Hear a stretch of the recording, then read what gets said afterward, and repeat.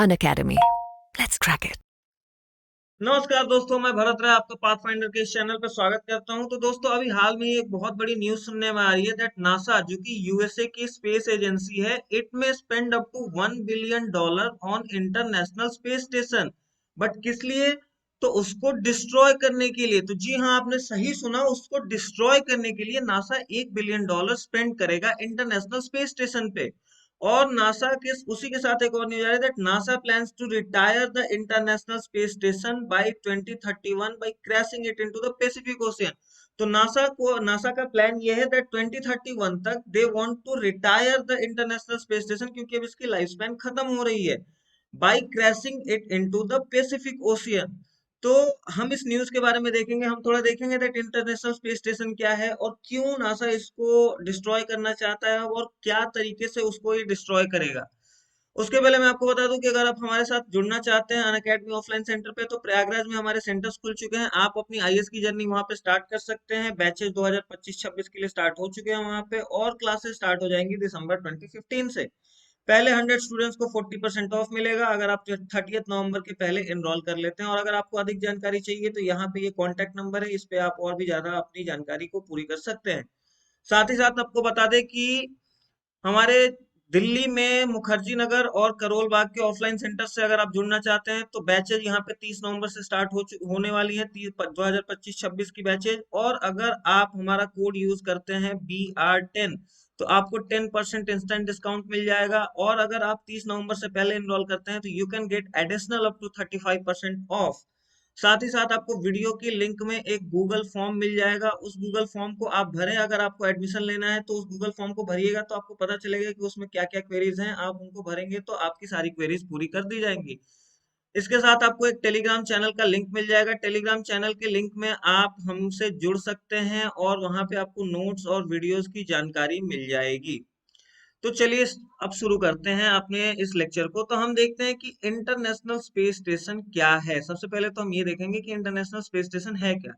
So it is the most complex international scientific and engineering project in history and the largest structure humans have ever put in the space. Space में रखी जाने वाली अगर कोई सबसे बड़ी project या फिर सबसे बड़ा कोई स्ट्रक्चर है तो वो है इंटरनेशनल स्पेस स्टेशन।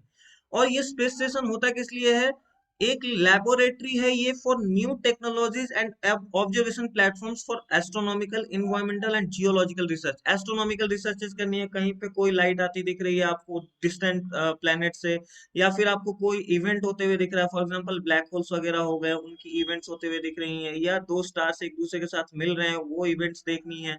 तो ऐसी इवेंट्स को ऑब्जर्व करने के लिए उस लेबोरेटरी को वहां पे सेट किया गया। साथ ही साथ अर्थ पे क्या इन्वायरमेंटल चेंजेज हो रहे हैं, आप क्लाइमेट चेंज के बारे में, ग्लोबल वार्मिंग के बारे में, उसके बाद ओजोन लेयर के बारे में, ये सारी चीजें भी आप उसके थ्रू रिसर्च कर सकते हैं। और साथ ही साथ जियोलॉजिकल रिसर्च से, दैट इज लाइक कहाँ पे माउंटेन्स कैसे बिल्ड हो रहे हैं वगैरह, और कहाँ पे अर्थक्वेक जोन्स हैं, ये सब चीजें आप मतलब एक तरह से पूरी की पूरी टोपोग्राफी का एक एनालिसिस करने के लिए इस लेबोरेटरी को बिठाया गया। साथ ही साथ एस्ट्रोनॉमिकल इवेंट्स को भी रिसर्च के लिए इसको बिठाया गया। And this is a high flying satellite. ये कितनी ऊंचाई पे उड़ता है? तो ऑलमोस्ट 400 किलोमीटर की हाइट पे ये है। It serves as a stepping stone for further space exploration. It flies at an average altitude of 400 kilometer above earth and it circles the globe every 90 minute. ये चीज याद रखना कि हर एक 90 मिनट में, यानी कि 1.5 घंटे में, ये पूरे के पूरे ग्लोब का एक चक्कर लगा लेता है। और इसकी स्पीड क्या है? 28,000 किलोमीटर पर आवर। एक दिन में ये कितनी डिस्टेंस ट्रेवल करता है? तो आप अर्थ से मून पे जा सकते हैं और वापस आ सकते हैं, इतनी डिस्टेंस ये एक दिन में ट्रेवल करता है। यानी कि 1.5 घंटे में अर्थ का एक चक्कर लगाता है और पूरे दिन में 24 घंटे होते हैं। तो इस हिसाब से आप कैलकुलेट भी कर सकते हैं कि ये इतनी डिस्टेंस एक दिन में ट्रेवल करता है। अब ये न्यूज में क्यों आया? सो नासा ने इसको 2030 तक ऑपरेशन में रखने का प्लान रखा हुआ है, और उसके बाद आईएसएस यानी कि इंटरनेशनल स्पेस स्टेशन को एक remote part of the Pacific ocean, जिसको कि पॉइंट नेमो बोला जाता है, वहां पे क्रैश कर दिया जाएगा। तो ये अगर आप देखें यहाँ पे, तो ये जो है ये पॉइंट नेमो है, ये पॉइंट नेमो है। ये पॉइंट नेमो अगर आप देखें तो किसी भी आइलैंड से एक खास दूरी पे है, मतलब यहाँ से देखो तो 2624 माइल्स, 1666, 1666, 2980 और 1678, मीन्स लैंड से ये काफी दूर है। और ये एक पॉइंट ऐसा है जो बहुत सारे स्पेस क्राफ्ट्स का ग्रेवयार्ड बोला जाता है, क्योंकि बहुत सारे स्पेस क्राफ्ट्स को या फिर स्पेस स्टेशंस को यहाँ पे डंप कर दिया जाता है, तो इसीलिए इसको स्पेस क्राफ्ट्स का ग्रेवयार्ड बोला जाता है, या फिर स्पेस डेब्री का ग्रेवयार्ड बोल सकते हैं, आप इसको स्पेस डेब्री का ग्रेवयार्ड बोल सकते हैं। तो आगे हम बात करते हैं कि ये न्यूज में इसलिए था क्योंकि इसको पॉइंट नेमो में क्रैश करने की बात की जा रही है। And this space station is 109 metre wide, तो ये थोड़ा सा बड़ा है। अगर आप ऐसी बात करें कि ये अर्थ है और अर्थ का ये एटमॉस्फेयर आप यहाँ तक बात करें जो कि ऑलमोस्ट 100 किलोमीटर तक जाता है, तो अगर आप बात करें कि अगर अर्थ के एटमॉस्फेयर में कोई भी सॉलिड चीज घुसती है तो फ्रिक्शन की वजह से उसमें आग लग जाती है और वो वेपोराइज होना चालू हो जाता है। तो मोस्ट चीजें जो अर्थ के एटमॉस्फेयर में घुसती हैं वो अर्थ तक पहुंचने के पहले वेपोराइज हो जाती हैं। बट ये जो स्पेस स्टेशन है ये इतना बड़ा है कि ये अर्थ के सरफेस तक पहुंचते पहुंचते वेपोराइज नहीं होगा। So it will not be completely vaporise in earth atmosphere during re entry. और इसीलिए नासा चाहता है कि इसको टग करके डी ऑर्बिट किया जाए, ऐसे मैनर में कि ये साउथ पैसिफिक ओशियन में जा गिरे। टग करके मतलब इसको किसी दूसरे व्हीकल से कनेक्ट कर दिया जाएगा और वो व्हीकल इसको खींच के नीचे ले आएगा और पैसिफिक ओशियन में जो पॉइंट नेमो है वहां पे डुबा देगा। और इस चीज के लिए, इस टगिंग के लिए नासा $1 बिलियन स्पेंड करेगा। तो ये $1 बिलियन कहाँ स्पेंड होंगे, आपको समझ में आ गया। So NASA said that commercially operated space platform should replace the ISS as a venue for collaboration. अब तो बात ये आती है कि अगर आईएसएस वहां से हट जाएगा तो फिर उसकी जगह कौन लेगा। तो अभी के लिए इन्होंने बोला है कि कॉमर्शियली ऑपरेटेड जो स्पेस प्लेटफॉर्म्स होंगे, as we know that space में अब बहुत सारी एंटिटीज इंटर कर चुकी हैं। हाल ही में हम स्पेस एक्स का नाम सुनते हैं, इंडिया के भी बहुत सारे एजेंसी वहां पे जा चुकी हैं स्पेस में। सो कॉमर्शियली ऑपरेटेड जो स्पेस प्लेटफॉर्म्स हैं उनका यूज। तो आगे बढ़ते हैं और अगर हम देखते हैं कि यूएस की वो डी ऑर्बिट व्हीकल, यानी कि जिस और व्हीकल की हम बात कर रहे थे कि वो जो टग करेगी आईएसएस को, इंटरनेशनल स्पेस स्टेशन को, जो व्हीकल टग करेगी उसको नासा ने किससे रिक्वेस्ट किया बनाने को, तो उसने यूएस एरोस्पेस इंडस्ट्री से रिक्वेस्ट करी है कि आप ऐसी कोई यूएस मतलब डी ऑर्बिट व्हीकल बनाएं जो कि उसको टग कर पाए। तो NASA in September requested ideas from US aerospace industry to build the US D-orbit vehicle. Now ये जो US D-orbit vehicle होगा ये फाइनल D-orbit एक्टिविटी पे फोकस करेगा और एक ये नया स्पेसक्राफ्ट होगा जो कि उसको खींचने में और उसके अंदर जो भी थोड़ी सी प्रॉब्लम्स आएंगी, गलती बोल रहा हूँ।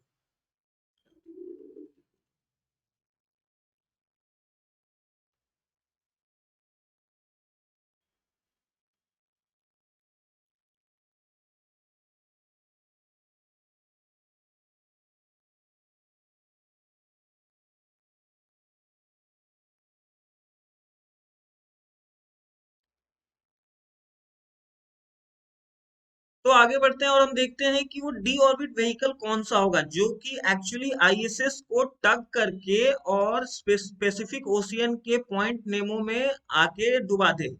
तो एक्चुअली नासा ने ना यूएस से रिक्वेस्ट करी हुई है कि आप, यूएस एरोस्पेस इंडस्ट्री से, कि आप एक ऐसी डी ऑर्बिट व्हीकल बना के दें हमें और उससे हम आईएसएस को टग कर लेंगे। तो यूएस, जो ये यूएसडीवी होगा यानी कि यूएस डी ऑर्बिट व्हीकल, ये एक्चुअली एक नया स्पेसक्राफ्ट वो लोग बनाएंगे या फिर किसी एग्जिस्टिंग स्पेसक्राफ्ट को अपनी फर्स्ट फ्लाइट पे भेजेंगे जिसके पास की ये कैपेबिलिटी हो कि कोई भी थोड़ी सी परेशानी, रिडंडेंसी या एनोमली हो तो उसकी रिकवरी उसके पास उतनी कैपेबिलिटी हो ताकि वो जो डी ऑर्बिट रन है उसको कंटिन्यू कर पाए। यानी कि अगर आप डी ऑर्बिट रन के टाइम पे ये जो स्पेसक्राफ्ट होगा जो कि उसको टग करेगा वो खराब ना हो जाए, तो ऐसी कोई फ्लाइट, ऐसी कोई स्पेसक्राफ्ट यूएस बनाएगा। अब हम बात कर लेते हैं थोड़ी सी स्पेस ग्रेवयार्ड की। तो मैंने जैसे आपको बताया कि ये पॉइंट नेमो जो है ये स्पेस ग्रेवयार्ड की तरह काम करता है। स्पेस ग्रेवयार्ड कहने का मतलब कि प्लान जो था आईएसएस को एक ऐसे एरिया में गिराने का, वो अनइनहेबिटेड एरिया होगा जिसको कि पॉइंट नेमो बोलते हैं। और ये आप देख सकते हैं कि ये सबमरीन सेलर के नाम पे इस पॉइंट का नाम रखा हुआ है। ये हर एक लैंड के लैंड एरिया से ऑलमोस्ट 3000-2000 माइल्स पे दूरी पे है, तो ये थोड़ा सा मतलब सेफ एरिया है जहाँ पे कि स्पेस डेब्री को डुबाया जा सकता है। और यूरोपियन कंट्रीज, यूएस कंट्री और रसिया और जापान ने almost 263 pieces of space debris यहाँ पे 1971 से डुबा चुके हैं। तो ये काफी मतलब एक हर तौर पे काफी मतलब इंपॉर्टेंट पॉइंट बन जाता है प्रीलिम्स के लिए कि पॉइंट नेमो कहाँ पे देखने को मिलता है और पॉइंट नेमो की इंपॉर्टेंस क्या है। तो यहाँ पे आप देख सकते हैं कि ये पॉइंट नेमो और ये बाकी चीजों से कितनी दूरी पे है, बाकी लैंड एरिया से। अब हम अगर बात करें तो अमेरिकन डीऑर्बिटिंग व्हीकल की जरूरत क्यों पड़ी। देखिए अगर आईएसएस की बात करें तो आईएसएस को 5 जो है एजेंसीज एक साथ मिलकर चलाती हैं। उसमें से यूएस का नासा है, जापान का जाक्सा है, European space agencies, Canadian space agencies और रसिया का रॉस कॉस्मोस है। ये 5 एजेंसी जो हैं ये आईएसएस को चलाती हैं और ये अपना अपना योगदान देती हैं आईएसएस के वेरियस अदर फंक्शंस में। तो रॉस कॉस्मोस का जो फंक्शन था वो ये था कि वो आईएसएस की जो ऑर्बिटल पाथ है, ऑर्बिटल पाथ को वो हमेशा रीरूट करते रहते हैं। क्यों रीरूट करते रहते हैं? ताकि जो आईएसएस है वो अपने मूवमेंट के तौर पे किसी डेब्रिस से, जो ऑलरेडी स्पेस में डेब्री है, उससे टकरा ना जाए। इसके लिए उसको कंटिन्यूअसली उसकी ऑर्बिट की रीरूटिंग करते रहते हैं। बट हाल में ही हम देखेंगे कि 2022 में रसिया ने इस चीज को करने से मना करने की बात करी है। और अगर हम देखें तो 2022 में ही रसिया यूक्रेन वॉर चालू हुआ, तो इसकी वजह से यूएस थोड़ा सा पीछे हट रहा है इस चीज से कि रसिया को हम लोग इंटरफेयर करने देंगे आईएसएस के डी ऑर्बिटिंग में। और रसिया पे बहुत सारे एलिगेशंस भी लगाए जाते हैं कि उनके जो मॉड्यूल्स होते हैं, उनके जो सिस्टम्स होते हैं, उससे डेटा लीक होता है। So if we take that कि अगर हम डी ऑर्बिट करने की बात करें रशियन प्रोग्रेस स्पेसक्राफ्ट से, तो ये थोड़ा सा एम्बिशियस लगता है क्योंकि यहाँ पे हम लोग देख रहे हैं कि रसिया का यूक्रेन इन्वेजन, तो ग्लोबली उसकी स्टेटस अब थोड़ी सी खराब हो रही है। और यहाँ पे रशियन बिल्ड हार्डवेयर की वजह से बहुत सारे इंसिडेंट्स हो रहे हैं। This includes multiple leaks on the international space station. तो रॉस कॉस्मोस को थोड़ा सा मतलब बैक साइड पे, बैक फ्रंट पे रखा जा रहा है कि इसकी उतनी ज्यादा जरूरत ना पड़े। और इसीलिए नासा ने यूएस को रिक्वेस्ट किया कि आप हमें एक डी ऑर्बिटिंग व्हीकल बना के दे। और अगर इसकी एस्टिमेटेड बजट की बात करें तो space tug is expected to cost $1 billion in total. Space Agency requested $180 million for the fiscal year 2024 to start developing the technology according to SpaceRef. And White House जो कि यूएस के अंदर है also requested initial funding for the space tech to meet the critical domestic needs. तो दोस्तों हमने देखा कि यहाँ पे हमने ये देखा कि कैसे आईएसएस को डी ऑर्बिट करने के लिए